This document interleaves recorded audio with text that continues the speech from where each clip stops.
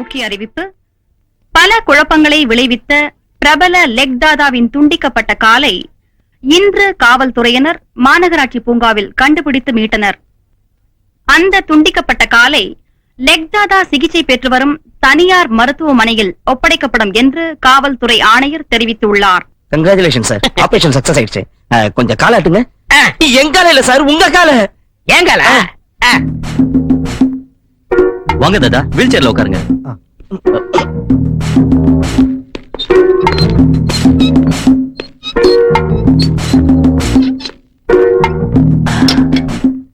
Doctor sir, என் காலை operation பண்ணும்போது கொஞ்சம் கூட வலி இல்லாம ஆபரேஷன் பண்ணீங்க. நான் உங்களுக்கு என்ன கைமாறு செய்ய போறேன்னு தெரியல. எதுக்கு தாதா பெரிய பெரிய வார்த்தை எல்லாம் பேசுறீங்க? இது எங்க கடமை தாதா. அப்ப நான் போயிட்டு வரேன். வர்றதா? உங்க பாதத்தை கீழே வைங்க தாதா. வேண்டாங்க, என் வீட்டுல போய் வச்சுக்கிறேன். இல்ல தாதா, நாங்க ஆபரேஷன் பண்ணி பூரண குணமாயிடுச்சா இல்லையான்னு தெரிஞ்சுக்கணும். கொஞ்சம் கீழே வைங்க தாதா. வேண்டாங்க. அப்படி எல்லாம் நீங்க சொல்லக்கூடாது தாதா. உங்களுக்கு ஆபரேஷன் பண்ணி பூரண குணமடைஞ்சத இந்த உலகம் பூரா தெரிஞ்சு நிறைய பேஷண்ட்ஸ் எங்க ஹாஸ்பிட்டலுக்கு வரணும். உங்களால பேரும் புகழும் கிடைக்கணும். முதல்ல உங்க பாதத்தை கீழே வைங்க. வைக்கணுமா? வைங்க. வைக்கணுமா? வைங்க தாதா. நல்லா யோசனை பண்ணீங்களா? நல்லா யோசனை பண்ணிட்டு வந்ததா.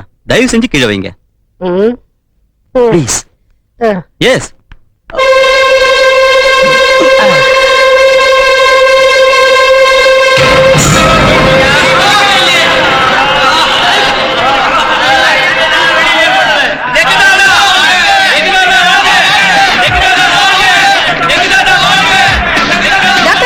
இசிஜி மிஷின் ஓட மாட்டேங்குது, எக்ஸ்ரே மிஷின் எரிஞ்சு போயிடுச்சு.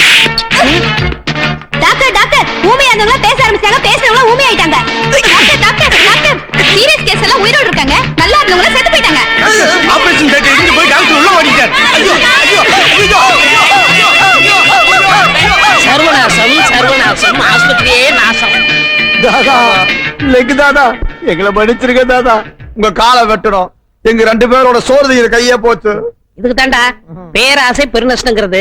அந்த லெக்கே உங்களுக்கு தண்டனை கொடுத்துருச்சு. அதனால நீங்க கழுவுற கையில தான் சாப்பிடணும். அதாண்டா உங்க தலைவிதி. இனிமே நம்ம பணியை தொடருவோம். வாங்க. சர்வநாசம் சர்வநாசம். சனியே கூட வாங்க. ஹலோ, கொஞ்சம் இருங்க. சீதா, உங்களுக்கு போன். ஹலோ, அம்மா சீரியஸா இருக்காங்களா? இது நான் உடனே வரேன்.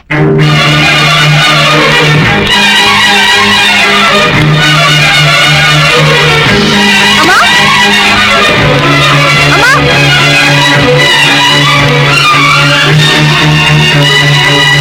அம்மா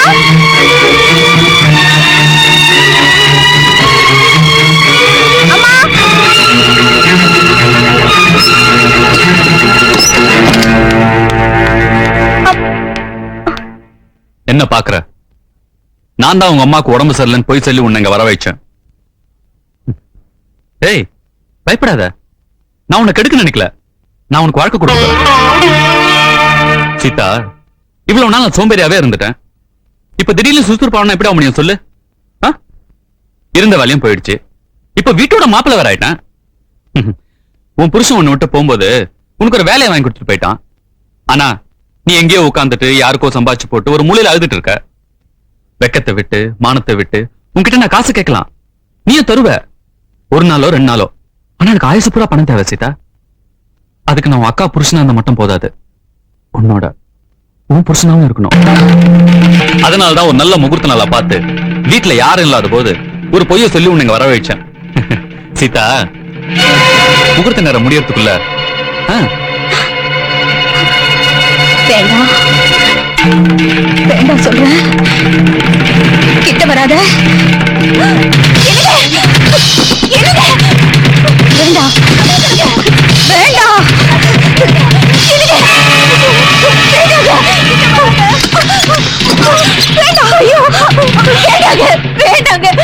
அவளே புருஷனை பறி கொடுத்துட்டு ரொம்ப நோத்து போய் வந்திருக்கா. வேண்டாங்க. புருஷங்காரன் போயிட்டாங்கிறதுக்காக சாப்பிடறத விட்டாளா இல்ல தூங்குறத விட்டாளா?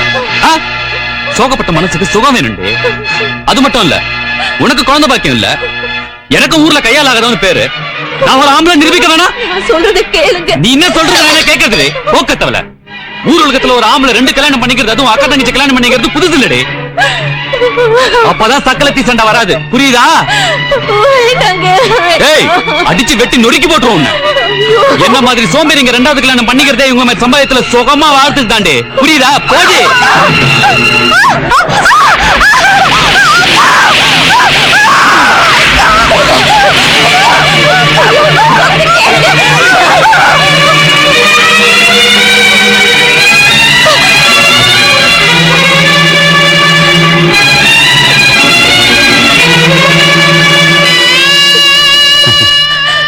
அந்த தாலி போனா என்னடி? நான் உன் கழுத்துல கட்டின தாலி இருக்கு.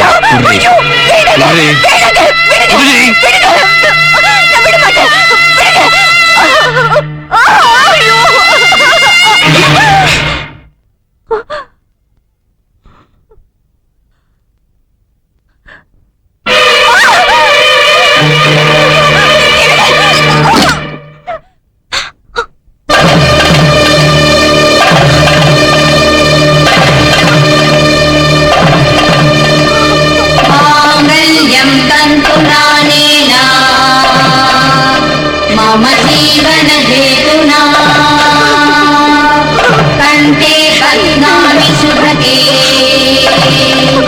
त्वं जीव शरदां शतम्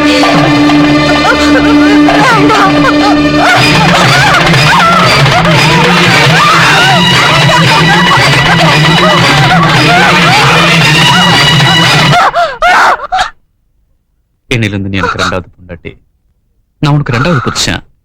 ஓகே?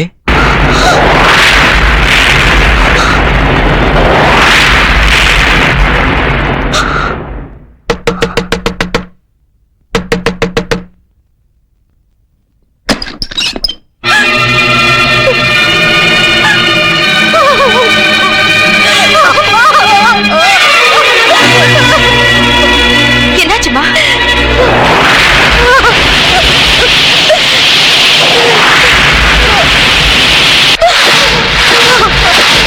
கல்யாணம் பண்ண அழக்கூடாதுமா.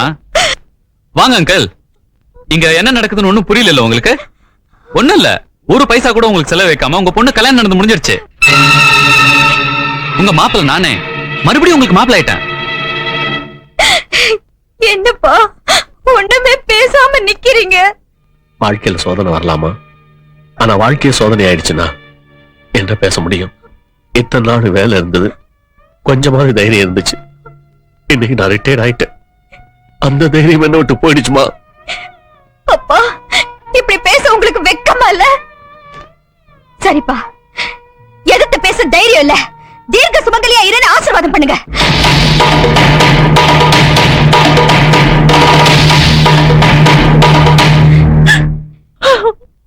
சுமங்கலியா இருந்த அக்காவை விதவையாக்கி விதவையான என்ன சுமங்கலியாக்குற உங்க மாப்பிளைய பாராட்டுங்கப்பா. இவளுக்காக எதுக்கு ஒரு மாப்பிளை பார்க்கணும்?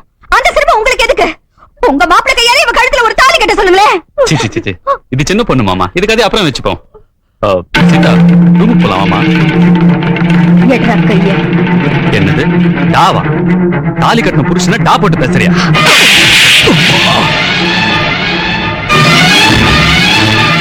தாலினா என்னன்னு தெரியுமாடா உனக்கு? மனசாட்சி இல்லாதவன் கட்டினதுக்கு பேரு தாலி இல்ல, வெறும் கயிறு. அப்போ கயிறு நினைச்சு அறுத்துட்டியா? ஒரு நல்லவன் கட்டின தாலியையே அறுத்துட்டாங்க.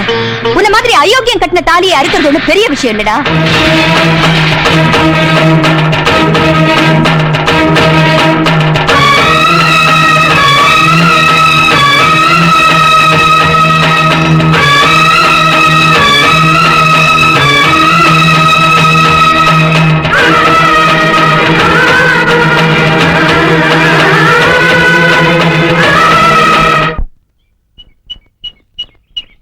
மூணு முடிச்சு போட வேண்டிய கழுத்துல ஏற்கனவே 6 முடிச்சு போட்டாச்சு.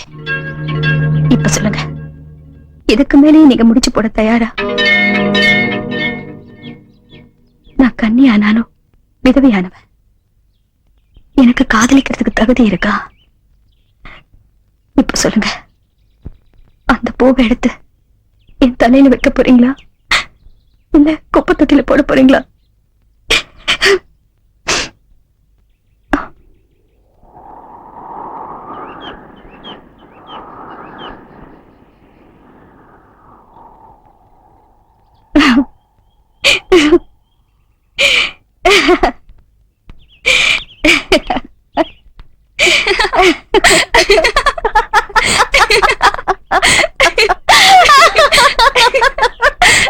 நான் நினைச்ச மாதிரி உன் கதையை கிட்ட ஓடிட்டான்.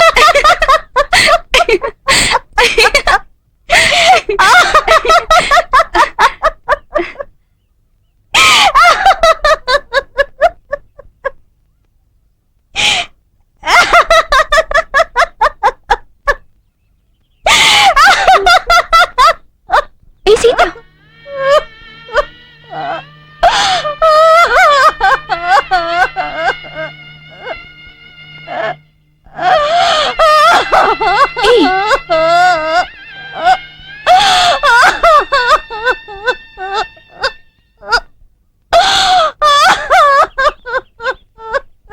அவ்வளவுதான் காட்ட முடியும், அதுக்கு மேல காட்ட முடியாது. மத்த கம்பெனிகள் காட்டலாம், ஆனா எங்க கம்பெனி காட்டாது.